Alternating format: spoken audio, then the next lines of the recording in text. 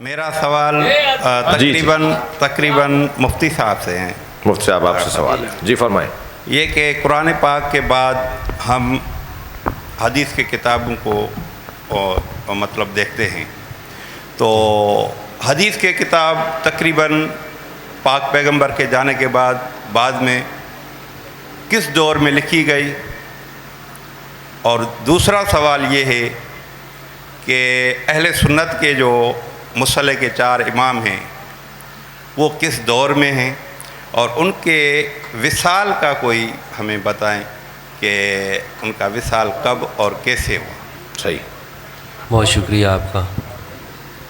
جو حدیث کی تاریخ ہے یہ تو کافی طویل موضوع ہے کہ کب لکھی گئی اور اس کے کیا اسباب تھے، کیا وجوہات تھیں۔ مختصر یہ ہے کہ ہمارے جو سب سے پہلے جو محدث ہیں جنہوں نے احادیث کا ذخیرہ جمع کیا وہ ابن شہاب زہری ہیں، اور ابن شہاب زہری نے یہ سارا کام عمر بن عبدالعزیز کے ایما پر کیا۔ انہوں نے ایک کمیٹی بنائی تھی۔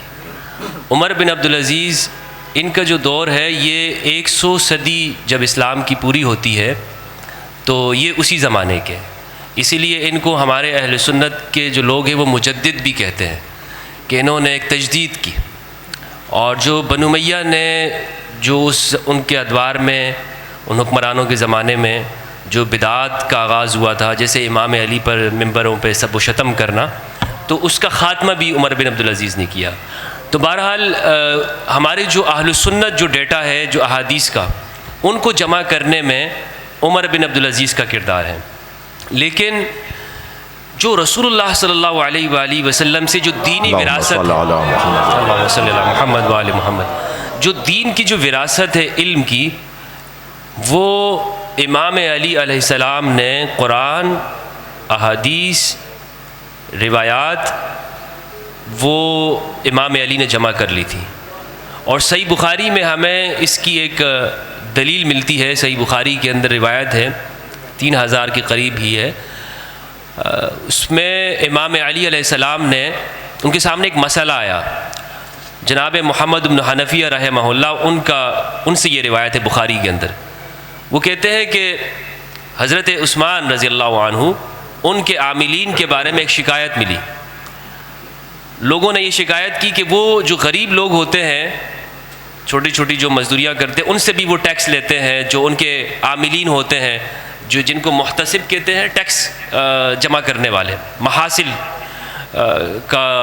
کو جمع کرنے والے۔ تو محمد بن حنفیہ کہتے ہیں کہ یہ بات میں نے امام علی علیہ السلام تک پہنچائی کہ لوگ شکایت کر رہے ہیں کہ حضرت عثمان کے جو عاملین ہیں وہ یہ کام کرتے ہیں۔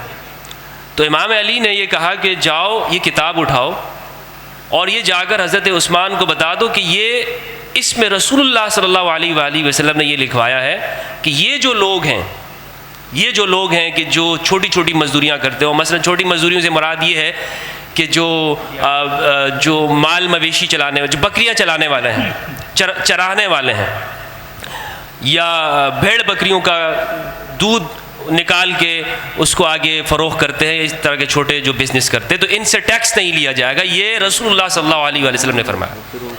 تو حضرت عثمان نے فرمایا کہ ہمیں اس کا پہلے سے علم ہے۔ تو وہ کتاب حضرت عثمان رضی اللہ عنہ نے واپس بھجوا دی تھی۔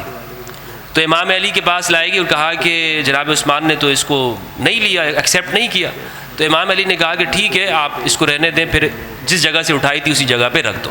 تو اپنے بیٹے محمد بن حنفیہ سے یہ امام نے کہا تھا۔ تو اس سے معلوم ہوتا ہے کہ ایک پوری کتاب تھی امام کے پاس جس میں اتنے مسائل، ٹیکس کن سے لینا ہے، جس میں یہ مسئلہ تھا کہ اگر کسی کو ایک خراش پہنچ جاتی ہے اس کی دیت کیا ہے۔ آپ کو پتہ ہے کہ اسلام انسانی حقوق کا کتنا بڑا سپورٹر ہے، کہ اگر آپ نے یہاں تو لوگوں کو اٹھا کے تھپڑوں سے مارتے ہیں اور کہتے ہیں کہ بھائی ہم نے چترول کی ہے، اگر اسلامی حکومت ہو تو کسی کو اگر خراش بھی آ جائے ایک ہلکی سی بھی، اس کا بھی قصاص اس کو دینا پڑے گا، اس کا بھی قصاص اسلام میں۔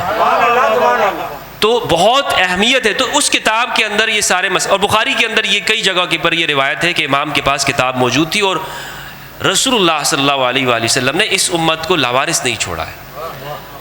علم جو آپ کی جو علمی وراثت ہے وہ امام علی نے آگے منتقل کی، اور کبھی صحابہ نے بھی اس کا دعویٰ نہیں کیا۔ اچھا، جو دوسرا جو آپ کا سوال ہے، جو ہمارے جو 4 مصلح ہیں، یعنی امام شافعی رحمہ اللہ، امام احمد بن حنبل رحمہ اللہ، امام مالک یا امام ابو حنیفہ رحمہم اللہ، یہ مصلح کب ہوئے؟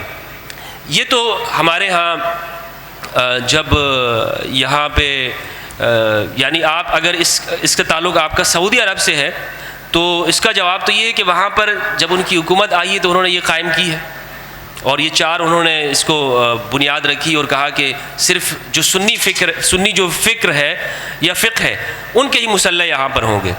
لیکن شروع کے زمانے میں اگر ہم جاتے ہیں کہ جب خود یہ تھے، جیسے امام ابو حنیفہ کا جو زمانہ ہے وہ 2 صدی ہجری ہے، امام شافعی بھی 2 صدی کے ہیں، احمد بن حنبل 3 صدی کے ہیں، امام مالک 2 صدی کے ہیں، یعنی 150 کے اندر وفات ہے امام ابو حنیفہ کی، امام مالک بھی اسی کے قریب ہے۔ تو اس زمانے میں صرف یہ لوگ تو نہیں تھے نا کہ 4 کہ بھائی فقہ یہی ہے، انہی سے آپ نے دین لینا ہے، اس کے علاوہ آپ نے کس سے دین نہیں لینا ہے۔ اگر ایسا ہوتا تو خود ابو حنیفہ کن کے پاس جا کے پڑھا کرتے تھے؟ ایسا تو نہیں تھا۔ تو یہ جو چیز طے ہوئی ہے یہ بعد کے ادوار میں ہوئی ہے۔ پہلے کے زمانے میں ان کے علاوہ بھی ہمارے ہاں جو ائمہ ہیں، ان کے علاوہ 15 ائمہ ہیں کہ جن کی فقہ باقاعدہ اس زمانے کے اندر پڑھی جاتی تھی، پڑھائی جاتی تھی۔ سفیان ثوری ہیں، حسن بصری ہیں، اوزاعی ہے۔ اوزاعی کی جو فقہ تھی وہ پوری شام کے اندر تھی۔ تو یہ ایک تفصیلی موضوع ہے، اور اس کے اوپر انشاءاللہ علامہ صاحب یا میں کبھی پھر اظہار خیال کر لیں گے۔ لیکن مختصر یہ ہے کہ جس کا خلاصہ ہے آپ کے سوال کا، کہ ہمیں یہ سمجھنا چاہیے کہ خود ان ائمہ نے دین کہاں سے لیا ہے۔ یعنی امام مالک بن انس الاصبحی مدینہ کے اندر رہنے والے ہیں، انہوں نے علم حاصل کیا امام باقر علیہ السلام سے۔ امام ابو حنیفہ جب انہوں نے عبداللہ ابن مسعود کی جو یونیورسٹی تھی، جو کوفہ کے اندر، مسجد کوفہ جو آج ہے، یہیں پر عبداللہ ابن مسعود پڑھایا کرتے تھے، جہاں پہ امام علی علیہ السلام کی مسجد ہے۔ امام کے جانے کے بعد وہ باقاعدہ درس دیا کرتے تھے۔ خود عبداللہ ابن مسعود نے کن سے درس لیا؟ امام علی علیہ السلام سے۔ ابو حنیفہ یہاں سے پڑھنے کے بعد، ابراہیم نخعی سے پڑھنے کے بعد جب یہ رپوش ہو جاتے ہیں، مکہ چلے جاتے ہیں، مدینہ چلے جاتے ہیں، تو وہاں پر امام صادق علیہ السلام کے پاس 2 سال ایسے زانو کے اندر رکھ کے بیٹھ کے انہوں نے علم حاصل کیا اس طرح۔ اور امام ابو حنیفہ کہتے ہیں کہ امام جعفر صادق علیہ السلام کے پاس جب پہلی مرتبہ آئے، اس طرح کر کے 2 زانو ہو کر بیٹھے اور کہا کہ اے امام، مجھ پر آپ کے سامنے ایسا بیٹھنا یہ واجب ہے، اور گویا کیونکہ میں رسول کے سامنے بیٹھ رہا ہوں۔ یعنی آپ کا جو مقام ہے، آپ کے پاس جو علم ہے، رسول اللہ صلی اللہ علیہ وآلہ وسلم کا علم ہے۔ آپ کا علم خود آپ کا نہیں ہے، آپ کا ذاتی نہیں ہے، یہ رسول اللہ کا علم ہے۔ تو آپ کی تعظیم مجھ پر کیوں واجب نہ ہو کہ آپ کے جو مقام و مرتبہ ہے، جس جگہ پر آپ بیٹھے ہوئے ہیں، یہ رسول اللہ صلی اللہ علیہ وآلہ وسلم کی جگہ ہے۔ سبحان اللہ، دعا فرمائیے۔ ماشاء اللہ۔